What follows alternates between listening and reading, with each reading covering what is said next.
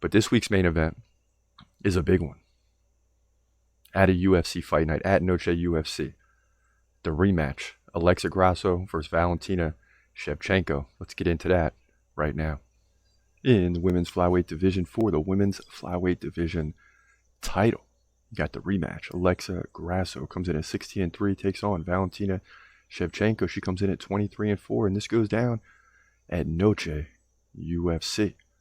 Both fighters 5'5". Shevchenko's getting older, right? 35 years old. Grasso 30, right in her prime. Shevchenko's kind of sliding downhill slowly. Shevchenko's got a 1-inch reach advantage. She fights left-handed. Grasso fights right-handed. Now, what presented problems in the first fight was a striking by Grasso. 4.9 significant strikes per minute to 3.3 for Shevchenko over the career. Now, Shevchenko usually dominates the ground with nearly a takedown every round. But Grasso, despite the 61% takedown defense, did a good job in the last fight. She gave up 4 takedowns, but got up and was able to reverse positions. Now, Shevchenko was leading the fight, right? 87 significant strikes to 59, 4 takedowns to none, but it was still Alexa Grasso who got the submission via rear, right? Before that should be Vivian Araujo, Joanne Calderwood, a.k.a. Joanne Wood, Macy Barber, Ji Yeon Kim. She hasn't lost since Carla Esparza back in 2019. Shevchenko, 72% takedown defense. Before that should be, before Grasso, before the law, should be Tyler Santos, Lauren Murphy, and Jessica Andrade and Jennifer Maia. So, you know, she's been in this situation before. Actually, no, I'm sorry, that was Nunes.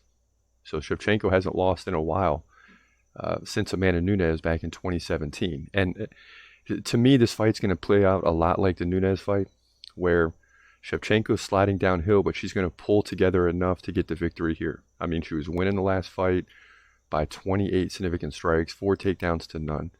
Maybe you don't even go to the ground against Grasso. Maybe you just keep the fight standing.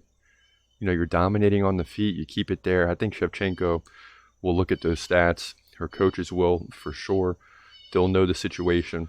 No need to necessarily go to the ground, where your opponent can switch positions pretty easily.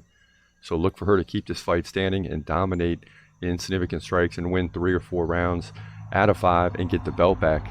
That's what I think happens. It's all significant strikes.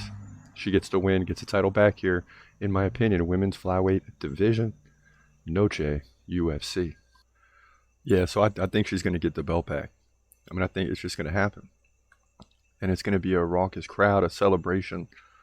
I don't know if it's of Mexican history or whatever it is.